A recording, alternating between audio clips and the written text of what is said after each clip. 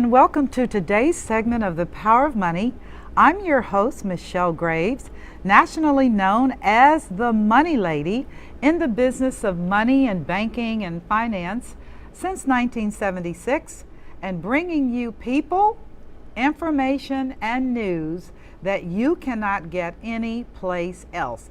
I dare you to try it. But welcome to today's show.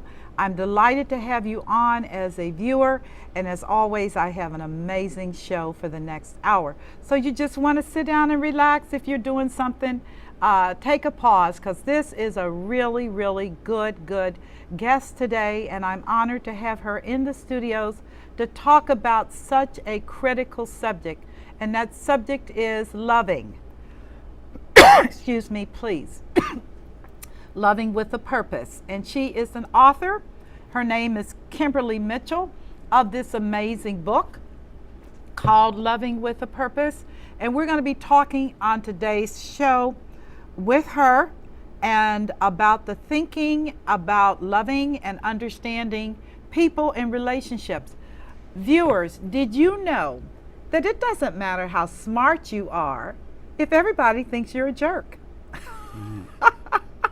Your kids hate you, the dog bites you, your coworkers wonder, where did you come from?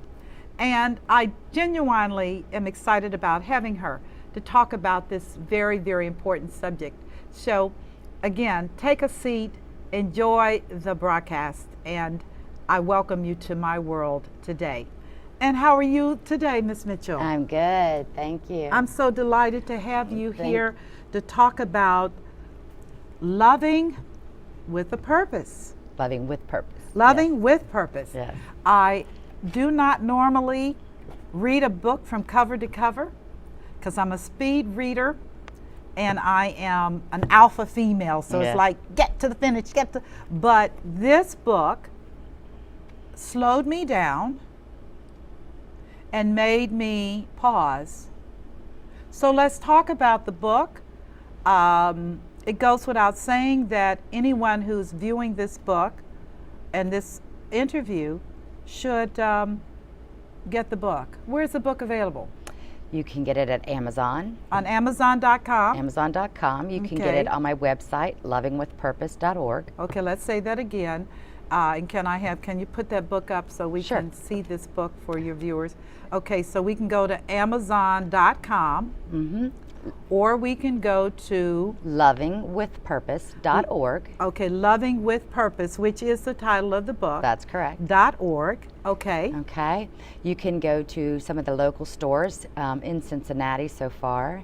I'm at a few of the Hallmarks. Okay. A couple boutiques. Okay. And I'm working on my way towards Dayton to get them out here as well. Good. Well, there's a lot of people in Dayton that are faithful viewers and other markets of this show, and I just want to make sure, but they can always go to Amazon or they can go to Loving with Purpose. That's correct. .org. That's correct. Okay, great. It's also an ebook. Oh, it's an ebook as well, That's so you correct. can download it as well. That's true. Yes. Great. Yes. That's very, very right now for a lot of people. That's true. To help them. Well, let's talk about you. Okay. Because you cannot read this book without being aware that the lady that wrote this book had a story. That's very true. Let's talk about you, Kimberly, and what provoked you to write this book. Okay. Well, it started basically, I was in the corporate world for quite a long time, and from there I moved to Florida for a couple years with my husband and worked with a few iron workers, actually quite a few iron workers. Okay, so that's hard hat. Yes, it's definitely different from the corporate world. Okay. From there we came back home, and I really wasn't sure what I wanted to do or what I was going to put my sights on until we went out to dinner one night. Okay. And I'm sitting there trying to think of, what is my purpose? What's my reason? What am I supposed to be doing? And I saw this older gentleman put his hand on the small of her back, his wife's, and escort her to the table. And like lightning, it hit me that is what I need to write about. I need to write about chivalry and about how men should treat women and how women should expect to be treated. And from that moment on, I just started writing. So what moved you about seeing him escort his wife to the table? Well, actually, because my husband does that to me. Wow. When he touches me on the small of my back and escorts me somewhere, it is just a very pleasing feeling to me. I feel special. Okay, I would think so. That would be between a husband and a wife. That would be a Yes. communications piece, wouldn't it? It's a small piece of just gratitude from him to me that makes me feel special as a woman, and that I am being taken care of, if you will, Okay. in the emotional, spiritual sense. Okay, so your observation of this older gentleman exhibiting chivalry changed your world. That's And true. allowed you to look at this whole area of relationships. That's very well. Yes, I thought that I would sit down, and within 2 months, I would have a book written. It would be off to the publisher, and it would be on the shelves. Yes. That's not the way it works. Well, tell me about this journey. It's a lot of research and a lot of trial and error. So as you go through, the first book I wrote was about 2 months. And then I started researching how to get it published. And that was quite a long journey, probably 6 months of just trying to determine, am I going to publish this myself? Am I going to go the traditional route? And what I also found is that if I write this book to men, chances are a lot of it isn't going to be read, because men don't really read about relationships that often. That's interesting. Men do not read about relationships As much as women. as much as women, probably because we're more nurturing. Absolutely. Yeah. And where I heard that was the man that wrote, I'm not sure of the name of the book, but he said it in the Sex and the City. He said, he's just not that into you. And Gosh. they asked them, they said, why did you write this to women? He goes, because I wanted to sell more than 2 copies. So I switched everything around, and then immediately went into 3 years of writing. 3 years. 3.5 years, 3.5 actually, years to write the this book. book. And Wow. that is learning how to do everything myself, except using editors. I learned a lot about editing. I picked up my own artwork, and then hired Yes. an artist to This is so to nice. create it in the colors that I wanted it. And it just basically was a long process of learning, and more so trial and error. Today I try to help other writers that are out there, and I just give me a call and let me talk to you, and hopefully help you not go the same routes that I did, and hopefully avoid some of that time. Well, I think a lot of people, and I've never written a book. I've been encouraged because my life is a very interesting life. But I've just seen so many people make big mistakes when they publish. I had a very prominent woman, and she put her blood into writing a book, got a top house, and the book did not go anywhere. And it was Right. devastating, financially and otherwise. And then I've had some people to self-pub, and their writing is terrible. And I'm like, typos and content doesn't flow. So you went, and it actually took you 3 years to write this book. Then you had to learn how to publish it. Is that correct? That's correct. That's My correct. goodness gracious. What did you learn in writing the book? I learned a lot about myself. Well, tell me about that. Basically, I think that learning to love with purpose is a constant challenge for everyone. And my husband said that he even saw a difference in me because I started expecting more from him. Really? Yes, so although he was treating me well, I started expecting more because I had convictions in the book of how a woman should be treated and how she should expect to be treated. Well, tell me how a woman should be treated. She should be treated with respect, and she should be treated special. And the reason why I feel that, a lot of young women will not agree with that because they look at chivalry as a form of dependence. Chauvinism or something? Dependence, more so, I think. They feel that I don't need a man to help me. I don't need a man to do this for me. I can do it myself, which is very true. Women are very powerful, and they can do for themselves. But there are a lot of women out there that are doing so much more when it comes to the home and the family and work, that I do believe that they deserve to be treated special. So when the man sends flowers, or he puts his hand on the small of her back, or he opens the door for her, women need to be appreciative of that and be okay with that. Because it's a man, you take away from a man when you don't allow him to do that. You expect more from him, which then grows him. You know, that's interesting because I genuinely, and I'm a powerful woman and an alpha female and all that, but I love men to treat me Nice. nice. Nice, yeah. My son was raised to open doors, to say yes ma'am, to be kind to women. Absolutely. And I really feel that despite, and then you hear men say, well, you know, you all want to be treated equally. I said, we want to be paid equally. Let's get clear. If I'm doing the work, I want the same pay. But the acts of kindness shouldn't stop. Should not stop. They shouldn't stop, and they have so much. And I think that the biggest reason why I wrote the book is young people haven't been taught that. They haven't been taught to open the doors. They haven't been taught to just treat a woman with kindness. It's, you know, and then going back to the older days where a woman's work is in the home and she is to do all the housework. That's changed also. So when it comes to equality, there's the other side of the coin. Yes, I want to be treated nice, but I also expect that you contribute to the family, to the home. So it's both sides of that equation. Do you think men are getting that a woman, you can't turn a wife into a mule?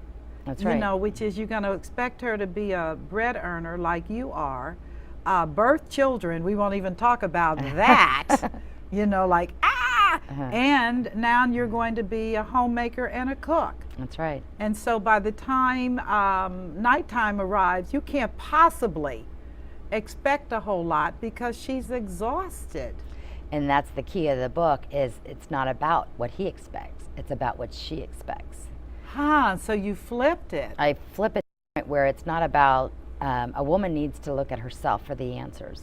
If she's not getting what she needs from the person in her life, whether it be her husband, her boyfriend, her date, her children, her boss, her coworker, whoever it is, she has to look at herself as to why she's allowing that treatment. I always will go back to Dr. Phil's line, you teach people how to treat you. Oh my goodness, let me say that again. You teach people how to treat you. That's correct. So if you're treated poorly, it's because that's the message you have sent out. That is actually absolutely true. Yes. My goodness. Do you find that to be true in all circumstances? Yes, because here's how I would say you're at home and you're being abused. You are not responsible for what he's doing to you, but you are responsible for staying. Right. And so therefore you look to yourself for the answers of how to resolve that. So these are all choices. These are choices that you make, and that's what I want to get with women is you need to start looking at yourself. Instead of worrying about why he's not doing what he should be doing, look at yourself and say, okay, well, that's not okay with me. Right. You need so do you to think expect it's fear? more. Do you think women are fearful that if they become, that they make their spouses or significant others accountable, that they will wind up without that individual, that individual will say, I can't deal with this and leave? Do you think women are worried about being abandoned? Oh, I'm certainly sure they are. Yes. I think they should be to a certain extent.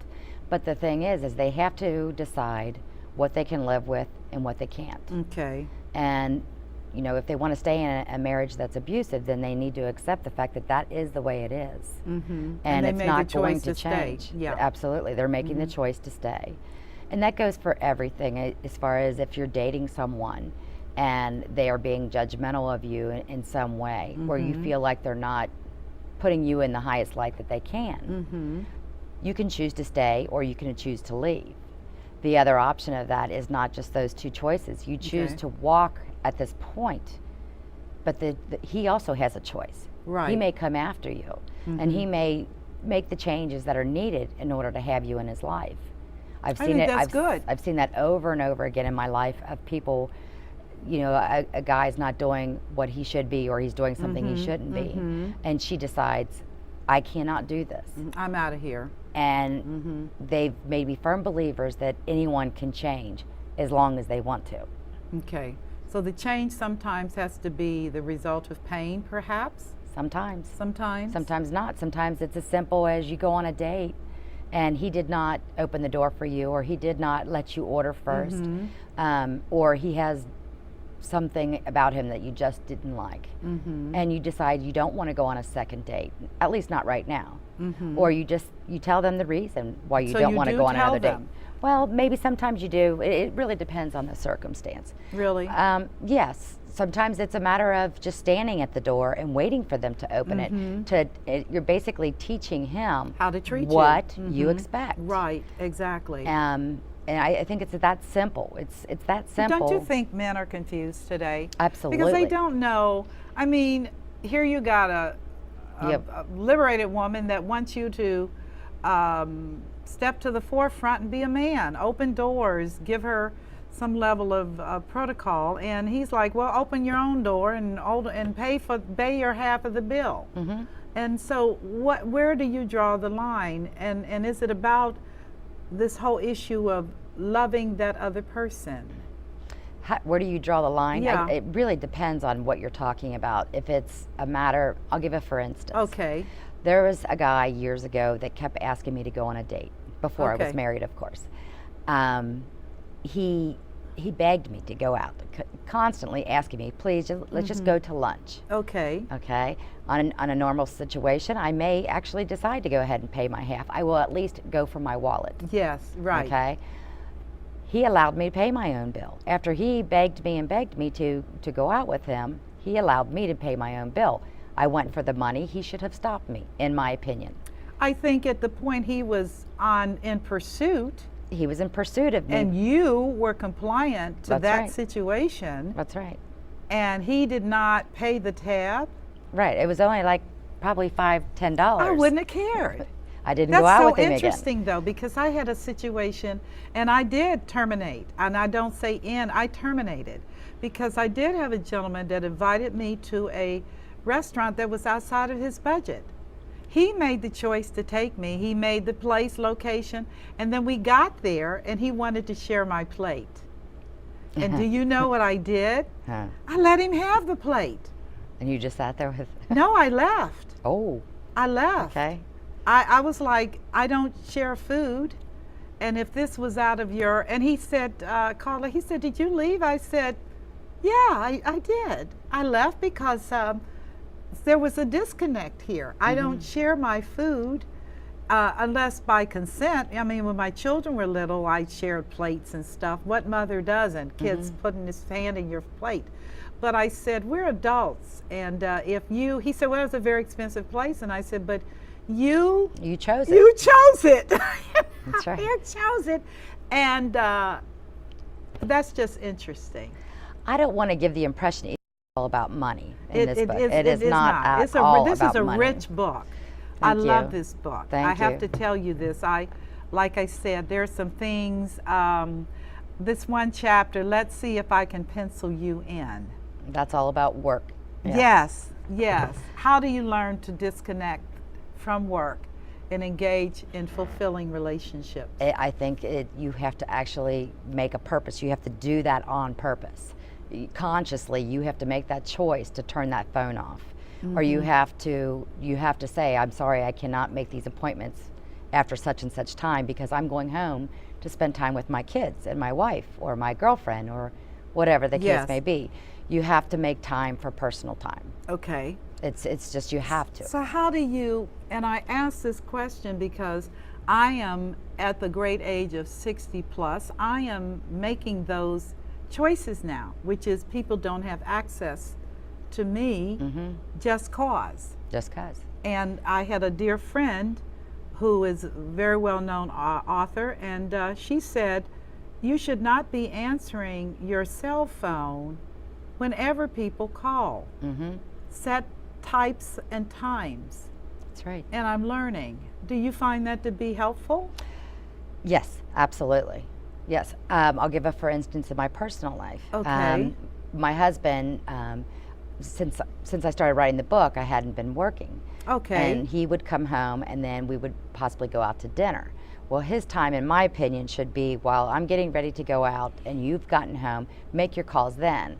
Don't wait till you get in the car with me and make your calls, because This is supposed to be our time. Our time, right. And it's a simple request. That's Okay. as simple as it can be. And the thing is he has to be conscious enough to realize what you're asking, why you need this. And he has to put women or his wife or his date and his children as a priority. It's all about priority.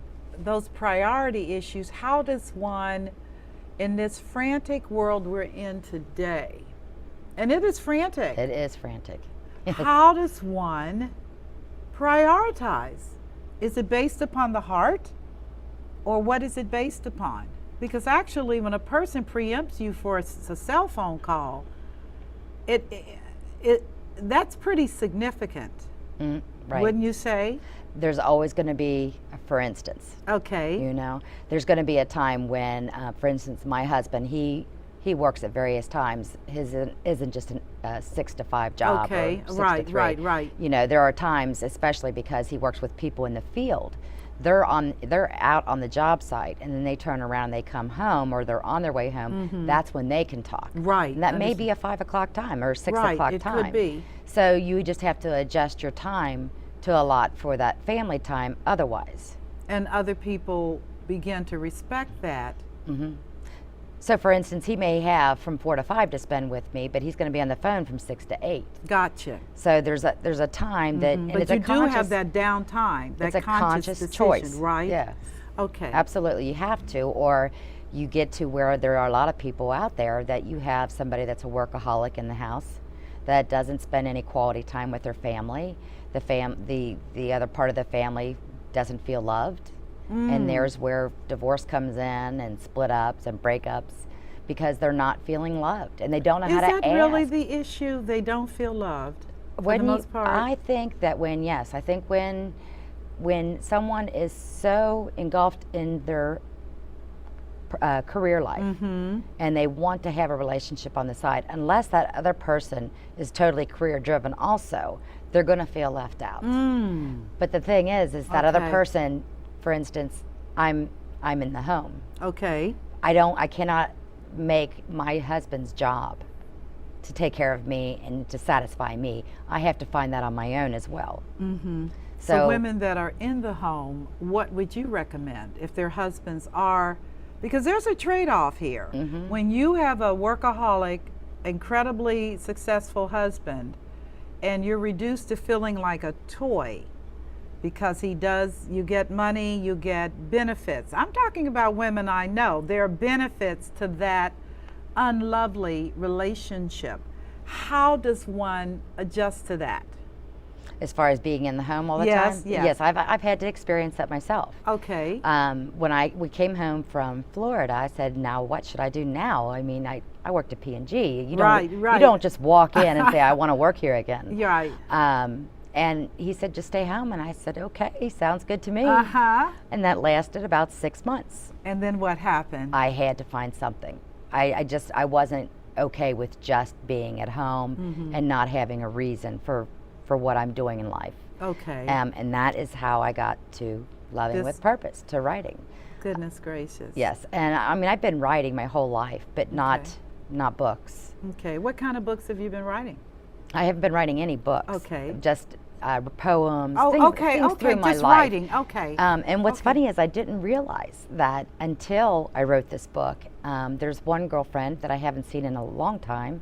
She said, Kim, I still have that frame that you gave me that's sitting in front of my treadmill. You know, Really? that you wrote me, that I had given her as a Yes, gift. And I yes. forgot all about that. That is wonderful. You know, and somebody else from my high school years saying, you always were somebody that would write. I never made the connection. You know what I mean? Now, how do we transit from, because the big issue today, as I see it, is not just loving your spouse or your significant other, but children. Children, and my previous guest, awesome woman, Miss Neal, she touched on that because we're in crisis with children. We are very much so. And I have to believe at a core level, they don't feel loved. I agree. So how does one, with all of the hustle and bustle of this, quote, modern tech-driven society where kids, as I told one young lady, you're going to lose your mouth. God's going to remove, because you don't need it. You're just texting. You don't ever talk. She That's right. texts her mother. She texts her. She never talks. So how do you bridge that? As far as spending time with your children? Yes. You make conscious efforts. That is why the book is called Loving with Purpose. Because when you go through your life and when you go through your relationships, you do things on purpose. That's the reason So for the it's a name. conscious, deliberate, It's a constant, conscious. proactive child decision, which is you will turn that text thing off. You Turn will your phone turn off, the spend phone enough off. time. We need to talk. That's right. That's right. We need to get to know each other. That's right. Or engage, something like that. And not just assume that it's okay. For instance, we had our grandson yesterday. Oh, nice. He's sitting next to me. I'm on my phone texting. I look over, he's texting, or he's playing a game. And my husband's on his phone across the room texting. I said, I just love family time. You know, and so you make it aware, everyone aware of it, first off. And then you have to put those limits on the technology for all of you. I mean, it's a matter of when you're talking with someone. I was out with a friend on Friday, and she gets a call from her son, and she goes, I'm so sorry, that is so rude. She's conscious. Right. She's aware Right. that there's a time where there should be interaction. Right. And you know, with children especially, they're not going to have the social needs that to be able to speak with people. Like you said, they're going to remove their social skills. Yes. I mean, exactly. they don't. One of my girlfriends is an educational consultant. She said, Michelle, the biggest issue I'm concerned about, they no longer know how to spell, and many of them don't even know how to scribe. Right. They don't. These are tools that are passing by, and I told her that is tragic because It the is. computer does not spell check well. Right. Right. And when you're reading stuff, if you are a reader, you know the thing missed the spell check. right. Right. And it looks really weird. So you say by making conscious, deliberate choices, you can change your outcomes. Well, you can change the outcomes as far as family time. Okay. Same with the cell phones or the work environment. You know, a woman does, believe it or not, run the home. Yes, it doesn't she does. necessarily always feel that way, but hopefully she is the one running the home, and she puts standards out there. We will have dinner at the table at 6 o'clock. If it's important to her Right. to get the family together, this is what's going to happen, and this Right. is what we need to do, and this is important to me. But And- you know, and not to cut you off, Kimberly, because I was a single mother, and and of course an exec, but I did order my steps. I cooked all my meals on Sunday after I came home from church for the following week and froze them, and family time was critical for me because my children were kind of like a balancing point to the craziness of corporate and business, and now you have children that want to download and talk. But as I look today, so many women, particularly women that are single, are pressed. Oh, yes. So how do you make those value judgments? How do you do that? Consciously making those choices, realizing the one thing that I do know about myself is my son is 31 now. My goodness, Yes. my son's 31. He is. Still a baby. Yeah, still my baby. Still your baby. Still my baby, but I've watched him through the years. The thing I didn't watch and I wasn't conscious of is when I was a single parent, some of the things that he had to go through that Yes. could have been better. Yes. Um, I take responsibility I take for that. responsibility, and I've apologized for Yes, some of me the things too. I've done. Yeah, me too. Because I wasn't conscious. Right. You know, for instance, I didn't take him to church on Sundays. Why? Because he was with his dad. So that was my out. Yes. But it really wasn't my out. It was a choice that I made. I should have made a better choice when it came to that. Well, how would you if he's with Dad? I should have. tell him, I bring should have him went back? On, no, I should have went on Wednesday. Ah, I should have went on Wednesday. okay. You Bible know, study. Yeah. But at the time in my life, it wasn't in my. It wasn't in my Sunday ritual. Right. Right. Do I regret it? Yes. Is he fine? Yes. Does he know God? Yes. Yes. But still, the thing is, I could have given him so much more. Right. I could have given Right. him the experience to do that. He was going with his father at times or with his stepmother, but that still doesn't Not give the same. that doesn't give me the out. Right, Right. right. I think maybe a part of that reconnecting is recognizing that we were immature. And as I told my children, nobody writes a script for parenting. They do not. And you just kind of waddle your way through the mud and try to get it right. Particularly in our generation, I know my age, and there wasn't a whole lot of support systems for single women Absolutely. with children. No, there They wasn't. just church as well. You know, the whole thing was you need to have a husband. Right. You know, you need to remarry. And you were like, but I need to feed my kids. That's right. I That's don't right. have time for this. But I see this again, getting back on the subject of children. How can they collaborate with their mothers or fathers or parents to make their relationships more loving? I had a friend who had a great idea that she did with her kids. Okay. And they would do like the family dinner, but they would do a circle. And Okay. it was mandatory. Everyone was there, her and her kids. And they would talk about things, and each person had to go around the table and talk. And that was the time you could say anything to mom, and she would not get upset, she would not get mad, you wouldn't be in trouble. Just open your heart and open your mind and talk. And that way, they still do that with, some of them do that with their own children. Oh, that's wonderful though. So I think that's just one example Yes, of what yes. you can do to open up with your children.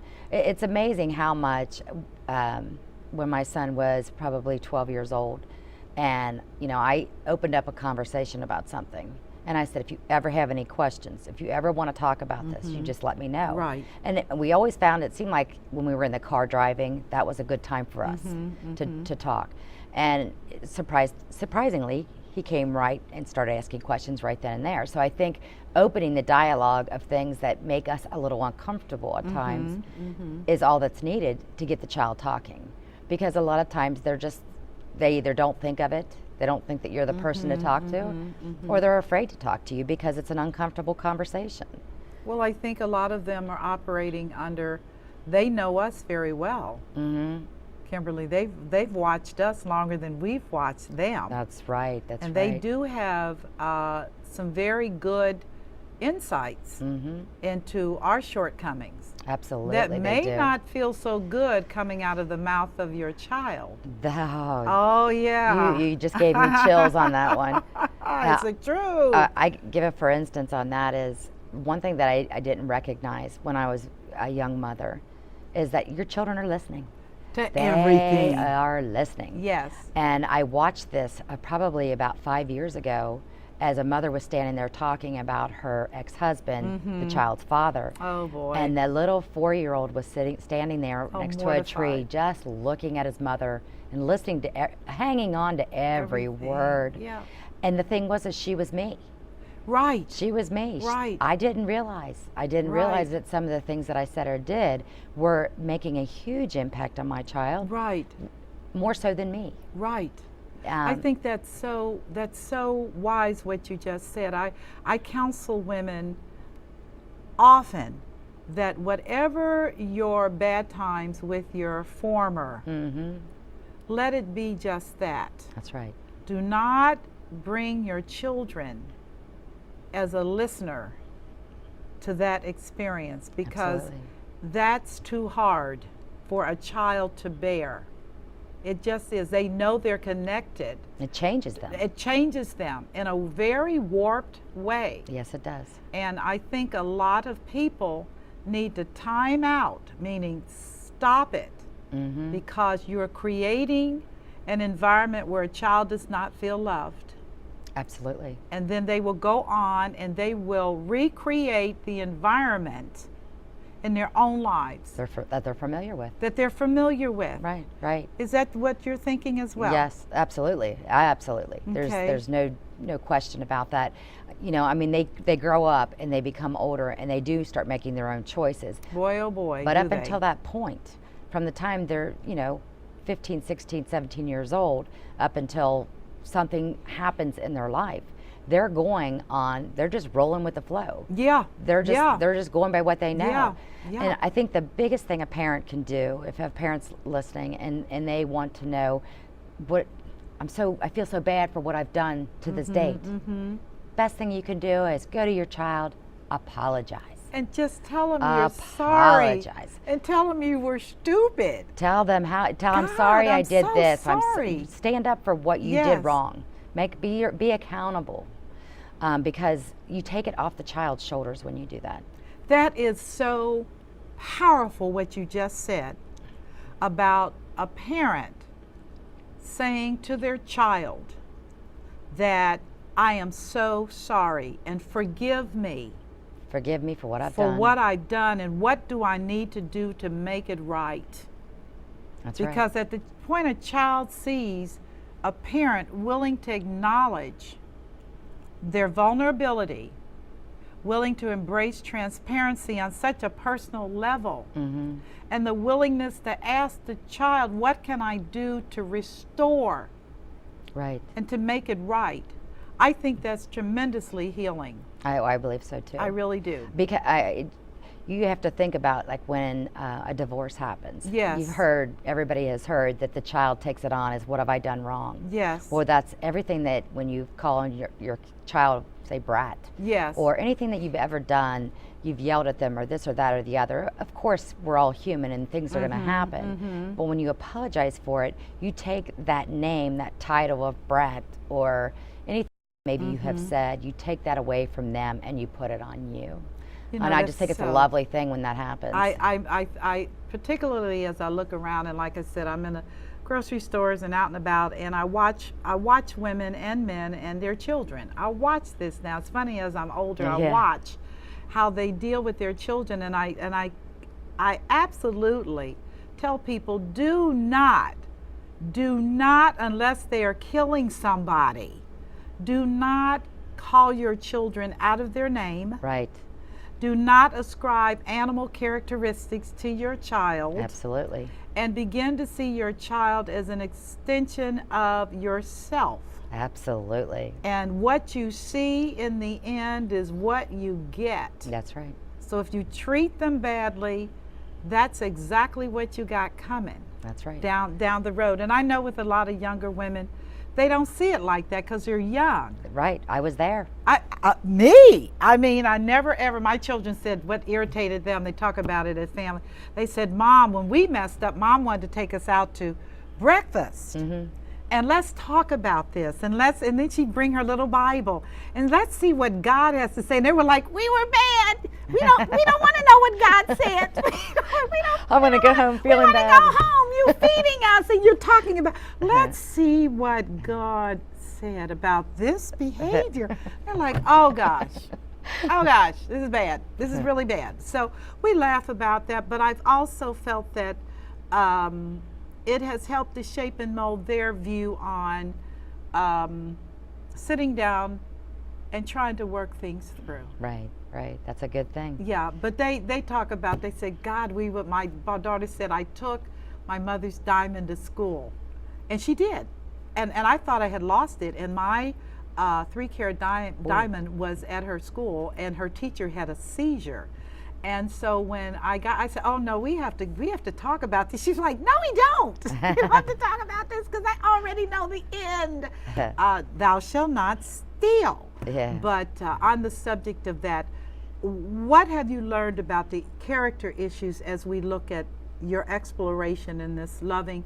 And for those of you just tuning in, we're talking about Loving with Purpose, a new book that has been published by Kimberly Mitchell. It's available on Amazon.com and other venues, but I'm interviewing her and we're just having a great conversation about how to love. Everybody wants to be loved, but so few people actually know how to love. So anyway, continuing on, as we were saying. Okay, and you were talking about the characteristics of... Yes. I wasn't sure what you were talking about. Well, we're talking about, because people, do you think that character plays a lot with the issue of loving authentically? A person having character? Yes. So how do you know this thing? How do you know a person lacks character until you're in the midst The first thing that comes to mind for me is the thing that I see a lot of these days, which is entitlement. I believe that a lot of people, I think people in general, need to go through things in order to be able to appreciate the other side. In other words, you might have to go through that bad divorce, or you might have to go through that bad relationship, or get your heart broke, or do without something, do without things, in order to, once you get those things, or you get that perfect person in your life, you realize how fortunate you are. And to me, that's a bit of what I would describe as having character. Okay. Humility, perhaps? Humility, yes. being humbled. Yes. I think that does help build character. I really do. I think my parents did a very good job of giving me character for various reasons. Well, that generation. Yes. That's the war generation. Well, Right. yes, and we, you know, I look at like what my parents did for me is they didn't give me everything. No, they didn't. I had to work for it. And to me, that gives me pride when I get something accomplished like this book. Yes. You know, yes. I worked very hard at it. And so I'm very grateful that I'm here with you today. Oh, it's a delight. And that I'm in the stores and that I'm on Amazon. I'm grateful that it's finished. It was a long journey, a lot longer than I expected. I don't know. I think timing is everything. Are your parents still alive? My father is. My mother's Okay. gone. My Okay. mother's Has he gone. had a chance to read the book? I don't know if he read it or not, to be honest. My stepmother, I believe, has read. Oh yeah. Yeah. Yeah, I believe so. With So. men, this would be. It's a tough read. It's a tough read because they got to sit still. That's one of the reasons why there's pictures inside the book, is to Yeah. help with visuals. Yeah, I love it. But what's interesting is this book is written to girlfriends. I Okay. wrote it girlfriend to girlfriend is how I wrote it. Okay. But I've heard from 17-year-olds to 66-year-old males About this who book. have read this book. I still have a voicemail from a man who lost his wife after 40 years. Uh-huh. And after she passed, he started on the dating scene after 40 years. Oh, you can boy. imagine That how is difficult got that to is. be difficult. And I still have his voicemail. I'll never get rid of it because of all the nice things he said about the book and how well written it was, It and is how much well he written. got from it. And now he's on the dating scene. He's off and running. Is he? As far as how the do dating. you? How does one date authentically with internet? I think that the way you have to do that is that's a start. It's just That's a a start. screensaver. I believe it's a start. Yes, Okay. it's a start. You know, I believe that Match.com and all that can work. Okay. I think even online dating can work to a certain extent. It can work a little bit because of the video portions of that, Yeah. but ultimately there has to be a meeting, not just of the minds and of the face, but of the heart and the touch. You have to have the whole package to see if it'll work. Okay. But with internet, I think, you know, women have been going out to bars for years to meet This is men. true. Today, you can go on the internet and you can go through a lot more faces and a lot more profiles without having to go and sit in a bar, you know, or go to church. You can go to different venues. You can start with the internet. You go out there. You have these fast 15-minute meetings. Yeah. Speed dating. Speed Yeah, dating, or just you know, I did Match.com before I met my Okay. husband, and what Does it work? I didn't meet my husband at Match.com, but here's what it did do for me. I went on about 6 different 15-minute, half-hour dates, and it taught me what I didn't want. Ah. So Okay, I I dated got a it. couple guys that were one from Dayton actually, that we would meet for dinner, and lovely man, lovely. Okay. I knew he wasn't for me, but he was a lovely He's a man. nice guy. Yeah. Yeah. But I did learn what I didn't want. Okay. And some of the things that I did want. There was the guy from Dayton. He was a great guy. He just wasn't for me, but he was a Right. great guy. And I've always believed that if you go out with someone and they treat you a little special, he has just raised your standards. Yes, he does. He 'cause may you not cannot be- go, you're right. He may not be the one, but You won't go back lower. you won't go back lower. That's what right. I tell my daughters. I said, boy, once you have met a gentleman, Absolutely. you will not ever do scrubs again. That's right. It's That's just right. not going to happen. It really isn't. So as we look at our changing society, And we're seeing more and more people in my generation who are not only divorcing, but starting out with new lives. They've realized over the course of their marriage that it never was happening. And now their children are gone, and they realize it just isn't happening. So you're now finding people that are doing reassessments. Absolutely. Is this something that could help them as well? Absolutely. Yes, it would. Now tell me how. Well, for instance, if you're not a gentleman, you should be. How do you learn that? I think that's pretty easy to learn. I think it's a matter of a man expecting more from himself. Okay, so And he becomes a better man. That's right. Okay. And that's why with the book, when I talk to women, expect things. Expect what's important to you. Maybe opening a door isn't important to you. Maybe that has nothing to do with what makes you tick. But whatever does, expect it. And if you're not getting it, figure out a way to get it. Right. And if he's not the one that's going to give it to you, then either he's not interested enough to change, or he can't change. It Do is you the think way. people can't change? There are some people that simply can't change.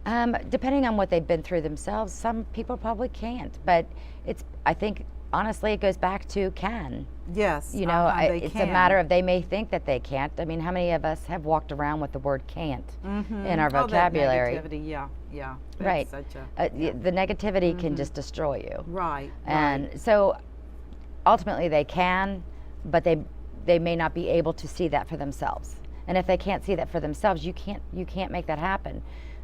You know, I talk about that in a few sections in the book. You know, as far as you've got to be able to open yourself to realize that, for instance, I dated someone that was very judgmental. Well, that's What when you say judgmental, what does that mean? Basically, I'll just, for instance, I was making Thanksgiving dinner one night, you know, and I very rarely made Thanksgiving dinner. And, you know, I'm dating him, but the last thing at 35 years old, do I need you to call your mother to find out how to make this turkey? You know, and, Oh, no. and then telling me what I'm doing wrong. Oh, no. No, I don't need that. Because now he's going to make the turkey. I don't need that. Right. So Okay. that's just one simple thing, but if that is his personality, Right. somebody that, for instance, likes to bicker Right. back and forth, regardless. Oh my goodness, yes. And know there what I are mean? people like that. Yeah, they just like to argue. They just do. They You're like like, arguing leave points. me alone. It's Go bite on tiring. somebody else. That's tiring. Yeah. It's very Yeah. tiring. Yeah. You don't always want to have to say yes when they're saying no, or vice versa. So Or even as I was sharing with one individual, I said it's perfectly acceptable to have a different opinion, but it does not mean a war. right, like politics is I'm these not. days. I don't like getting involved in those kinds of things if it doesn't profit. Right. Meaning you have your opinion, I have mine. Can we agree to disagree? Absolutely. Put it on park and keep moving. That's right. Yes. I talk about that under politics. Yeah, in the I book. love that. That was a great Yeah. section. That Yes. was great. Can you ever win talking about politics? I don't know about that. I don't either. I try to refrain from it, and you know, I'm out on Facebook quite a bit, and you see all these things. I've watched how the conversations go, and that's why I honestly believe that there should be no parties. You just stand on, here's my list of things that I believe, these are the things I don't believe, and either everybody there you go vote. Right. And I just see so much hatred in the conversations. Well, that it triggers, Kimberly, it triggers a button. And the button is, as I tell people, since I'm in politics, I have political friends on both sides. And find myself irritated a lot, so I don't want to talk about it. But I say to people, can you let your politics be known when you vote? Yeah. Just vote, and it's done. Right. You know, whatever your decision, it's such a personal thing, and I have seen it destroy relationships. I have too. Have you seen that? Yes, yes. Yeah, well, it could have. Yeah. Had I not just, Said, I can't. you know, because I've had conversations with people, and they're firm in their beliefs. Yeah, and that's fine, okay. fine. And I don't even mind the debate a little Right. bit, but there's a point where I stop it, and I don't want to talk about it anymore because it's not doing anything for me. Well, I think that's such a powerful piece in your book where it's not doing anything for you. Right, it's not. And you always leave those conversations feeling grimy.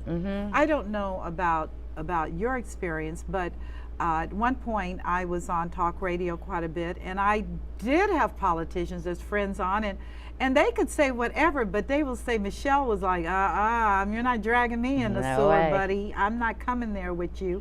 And it was okay because if I didn't see the benefit to my own account, then I just made a choice. And I look at people in relationships, and I really think that can be a killer.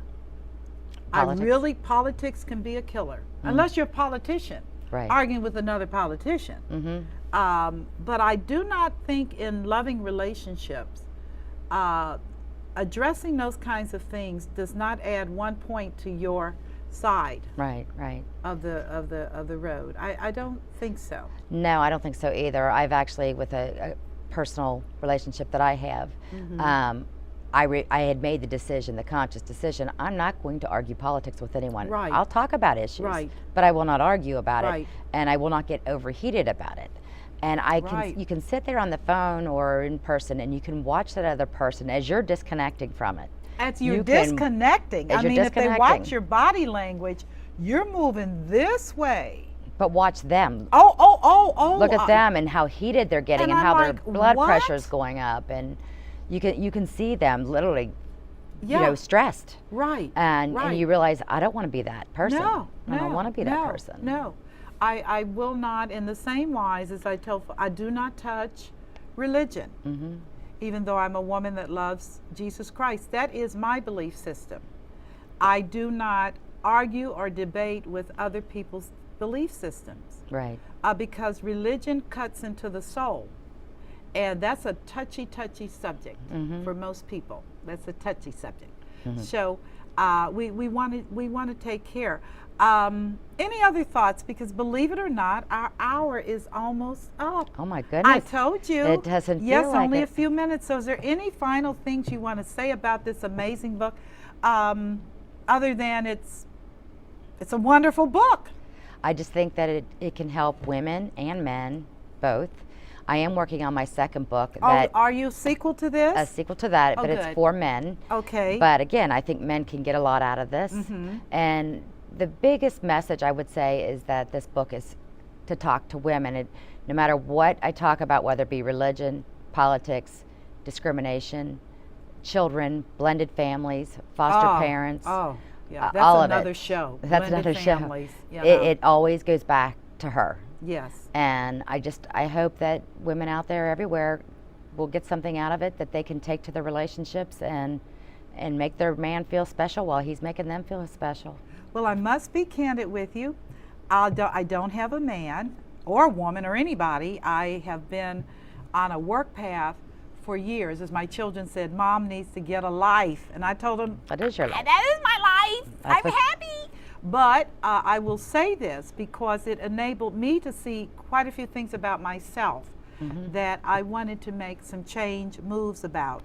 And one of them was the area of balance. Because I respect happy relationships. I like to see couples that are happy and that enjoy each other. And I believe that the potential rests in all human beings to have those kinds of relationships. I really do. So on that note, I just wanted to say, for those of you that are watching, I encourage you to get this book, put this as a part of your library. It will help you to readjust your priorities, to value the significance of others, and learn how to love yourself authentically, not with the spills that I'm seeing so much bantered around today about, I love me and all that. I'm talking about an inside head job, learning how to not only love yourself, but also how to love and be respectful of others. That's very important to me, and I know with my guest today, Kimberly Mitchell, author of Loving with Purpose, this is also very important with her as well. So I'm going to end today's show on a very positive note. Learn to love you, learn to be respectful of yourself, and learn to be respectful of others and honor them. You be blessed today, and I look forward to you being a part of my next segment on Michelle Graves, The Power of Money. Take care.